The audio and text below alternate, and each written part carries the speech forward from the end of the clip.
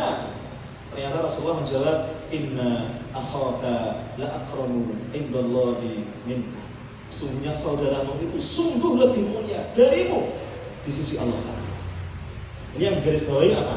Ketidakmauan dia bergerak, ketidakmauan dia berusaha, kemudian mentalitasnya yang menggantungkan nasibnya kepada orang lain. Yang digarisbawahi itu menjadi tidak baik karena terlalu over dalam tanda petik, terlalu over ibadah tadi. Mestinya walaupun saudaranya membantu, dia tetap berikhtiar, mestinya begitu. Maka Rasul menyampaikan, inna akhaka la akramu indallahi minka. Sungguhnya saudaramu itu sungguh mulia, lebih mulia di sisi Allah daripada kamu. Jemaah sekalian, jenengan kalau pas mau Quran, jenengan sedoyo atau membaca hadis, kok ketemu inna sing maknane sak temene, terus ketemu lagi lam itu maknane sak temene, terus kene sak temene mana? Misal paling gampang sing gua kan giling-giling itu. Satu aja. Al-Asr yang tadi kita baca. Innal insana lafi khusr. Tapi ada illah ya. Illal ladzina amanu wa 'amilus shalihat wa tawassaw bil haqqi wa tawassaw bis sabr. Ya. Saya ingin menyampaikan begini. Kalau dalam bahasa Arab, yo untuk bahasa Arab lah, enggak apalah.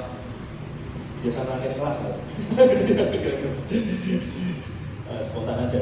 Enggak, artinya begini. Kalau secara bahasa Arab, bukan bahasa Al-Quran, non sewu, bukan bahasa Al-Quran. Secara pelafatan bahasa Arab, kita mengatakan innal insana fi khusrin, itu benar. Bisa ditanyakan sama Ustaz. Innal insana, al-insan itu sebagai isimnya ina, fi khusrin sebagai khobarnya. Yang khobarnya itu namanya syibah jumlah karena dia jar majrur. Ya, nanti gimana dan sebagainya tanya sama Mas Dwi. Pokoknya wis pernah haji, wis pernah umroh itu bahasa Arabnya torik, Masya Allah. Haji. Sudah. Sekarang ada orang sana kalau menawarkan sesuatu malah pakai bahasa Indonesia ya. Pakai bahasa Indonesia ya. Jadi gini maksud saya, kalau secara pelafatan bahasa Arab innal insana fi khusrin itu enggak salah. Tapi kenapa Allah milih innal insana la fi khusrin? Sesungguhnya manusia itu sungguh dalam kerugian. Ada mu'akkid, ada penegasan 2 kali. Itu sangat tegas kan. Baru kemudian muncul istisna, pengecualian. Ya illal ladzina amanu wa 'amilus shalihati wa tawassaw bil haqqi wa tawassaw bis sabr. Ya. Karena kita sering jemaah sekalian, innal abrara lafi na'im wa innal fujjara lafi jahim. Wa innaka la'ala khuluqin 'adzim dan seterusnya. Kembali. Ini kisah pertama. Kisah kedua, kisah kedua terus selesai. Ada masih berkisah-kisah tuh. Baca-baca aja nanti. Kisah yang kedua ini jemaah sekalian sudah sering dengar lah, enggak apa-apa saya review ya. Saya review mohon izin tentang perang Khandaq. Khandaq itu apa? Alit. Ya, ini ketawaduan Rasulullah. Tadi indikator pertama orang tawadhu itu apa?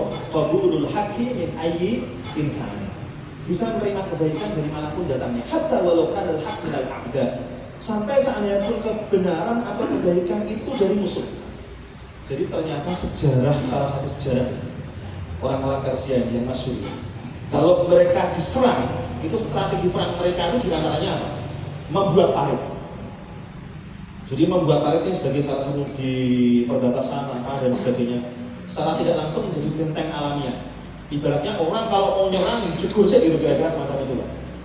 Pemikiran bodohnya kira-kira begitu. Dan ternyata ketika Rasulullah SAW melihat gelagat yang tidak baik ini ya, pas koalisi musuh, orang Yahudi macam-macam, orang kafir dan sebagainya macam-macam itu.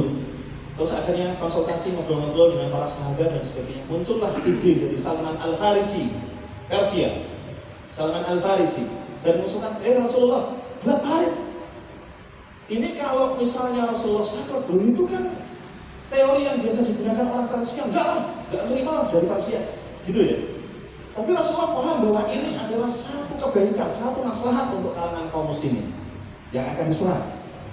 Maka kemudian Rasulullah setuju dan menerapkan strategi perang itu, buat parit. Nah, dengan kalau yang sudah pernah ke sana, terus kemudian mampir ke Khandaq, bisa membayangkan parit itu dalam beberapa kitab sirah dijelaskan. ya, jeruni ke dalam. Kira-kira salah satu amtar takriban 3 meter. Aku tambah ngono ya lah, tambah sitok maneh ngono ya lah. Saya ini 180 kan, tambah sambungan. Ini kan tambah sambungan. Ya, tambah saya, tambah sambungan satu lagi. Nah, 3 meter. Saya 180 tambah sambungan, tambah saya lagi, tambah sambungan sedikit maneh. Gitu. Itu jerone itu 3 meter. Kemudian ardonnya itu lebarnya berapa? Arba'ah ila khamsah amtar. 4 sampai 5 meter. Namanya membuat terowongan atau membuat apa atau membuat parit itu kan nggak bisa terus lurus simetris kan nggak bisa ya. Kalau ini barang. Lebarnya berapa? 5.500 lebih itu.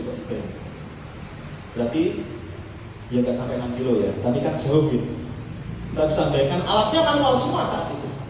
Yang pertama kita garis bawahi Rasulullah mengambil strategi perang itu, menunjukkan Rasulullah siap untuk menerima hal yang baik, yang maslahat, kebenaran dari manapun datangnya. Diterapkan itu untuk Magri, kota Madinah.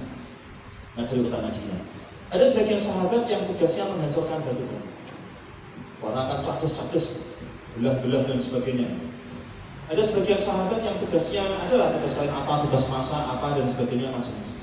Tugas yang dilakukan Rasul. Sebetulnya para sahabat itu ingin Rasulullah, sudahlah, ya Rasul, cukup kami aja, jenengan sudah terlalu luar biasa ngajari kami, belajari kami, mendampingi kami.